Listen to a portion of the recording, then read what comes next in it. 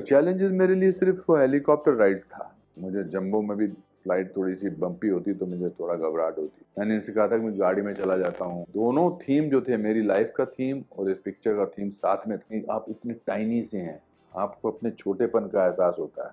तो अब हमें आई थिंक ऑडियंस को किसी भी किस्म की फेकनेस से जो है वो थोड़ी एलर्जी है कि हमको फेक चीजें मत दिखाओ यार, हमको रियल चीजें दिखाओ। नमस्कार, मेरा नाम है अनुपम खेर और आप लोग मुझे देख रहे हैं Tele Chakkar. Hello hi guys, welcome to tele Chakkar. मैं हूं आपका होस्ट फरहान खान। ऊंचाई सूरज बरजात्या की अगली पेशकश जो दर्शाती है दोस्ती के बारे में। No doubt the trailer is getting some amazing response from the fans and for all right reason. I am very excited today क्योंकि आज मैं जिनसे बात करने जा रहा हूँ वो किसी इंट्रोडक्शन के मोहताज नहीं है।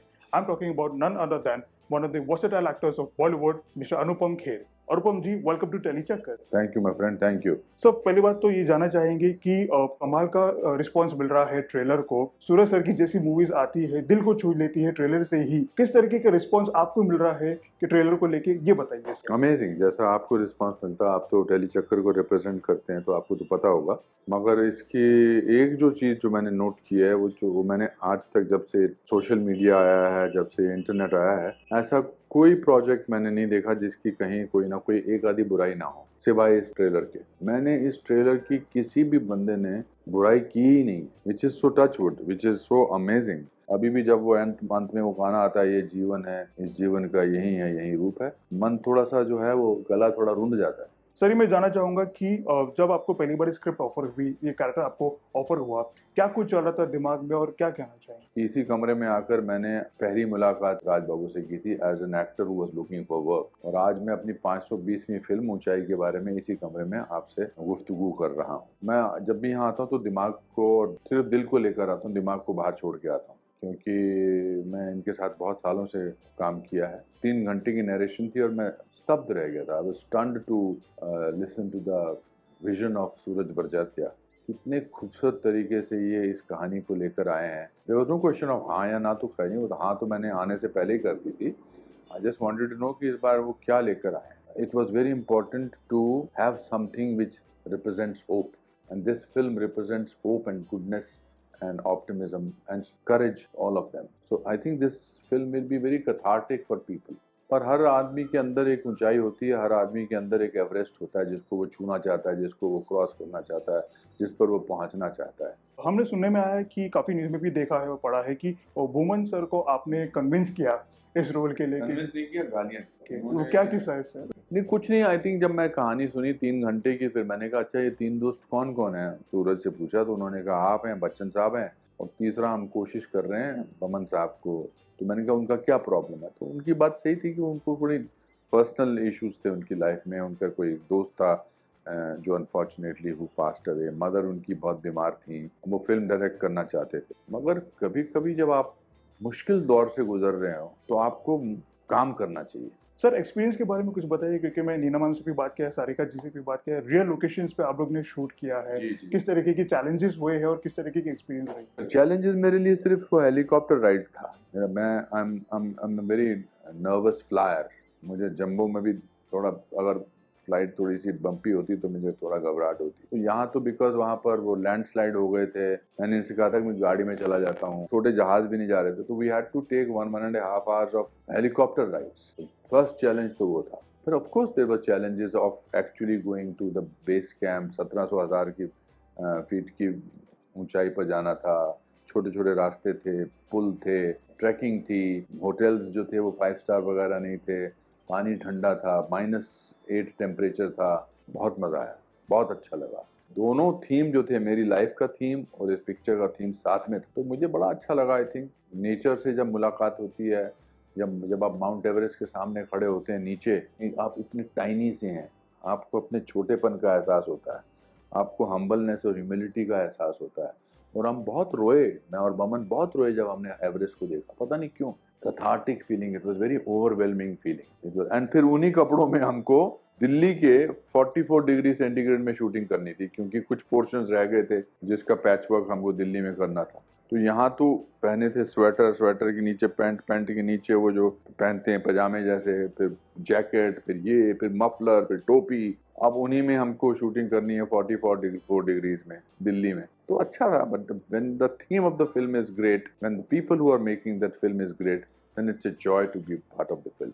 क्या ये कहना सही होगा कि 2022 बिलोंग्स टू अनुपम खेर और कि कभी ऊंचाई भी आने वाली है? I thought every year belonged to me, but यहाँ पर क्योंकि numbers का खेल important हो गया है, तो I would like to believe that yes, 350 crores, because everybody says that इतने करोड़ कमाए, इतने करोड़ कमाए.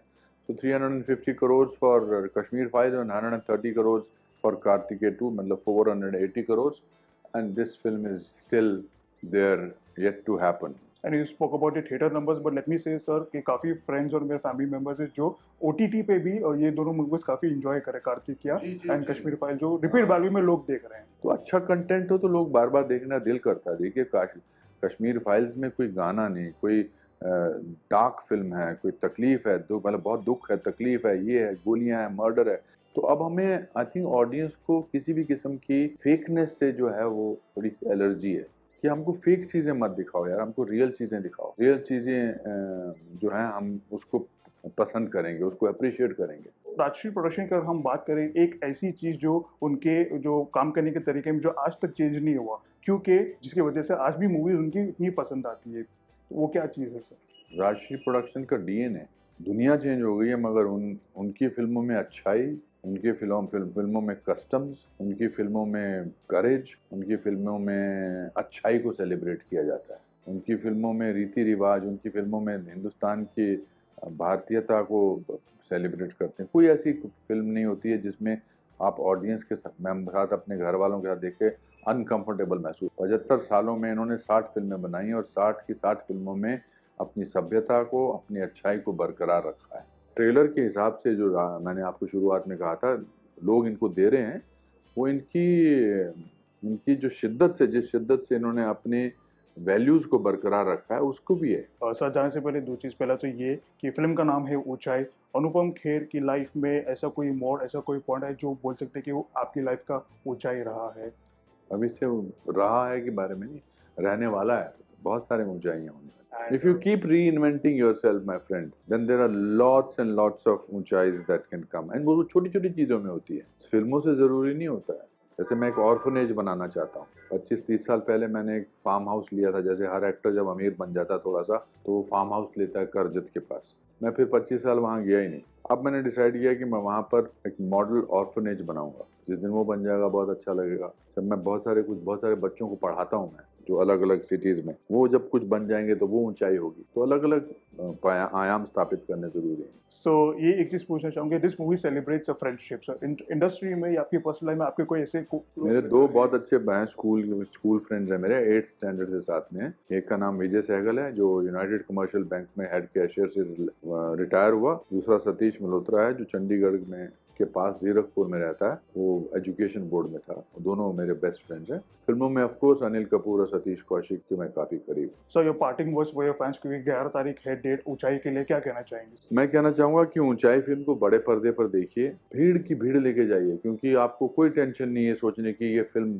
फैमिली के साथ देखने लायक है कि नहीं. और बड़े पर्दे पर इसलिए देखिए क्योंकि हिमालय का एक्सपीरियंस आपको छोटी स्क्रीन पे नहीं हो सकता. And don't be lazy and watch it on OTT, wait for OTT. इसके साथ मैं एक स्मार्ट लाइन बोलता हूँ कि अगर आपकी सोच बड़ी है तो आप इसे बड़े पर्दे पर देखेंगे. सोच छोटी है तो उसकी बड़े होने का इंतजार करेंगे, तब भी बड़े पर्दे पर देखिए. 11th November 2022 हमारी फिल्म रिलीज हुई है, जरूर देखिएगा. This was very our own Anupam Kher for his movie Uchai. How do you like this interaction and how excited are you for the movie? Do let us know in the comment section below. For more news from the world of Bollywood, digital and television, keep watching Teli Chakkar.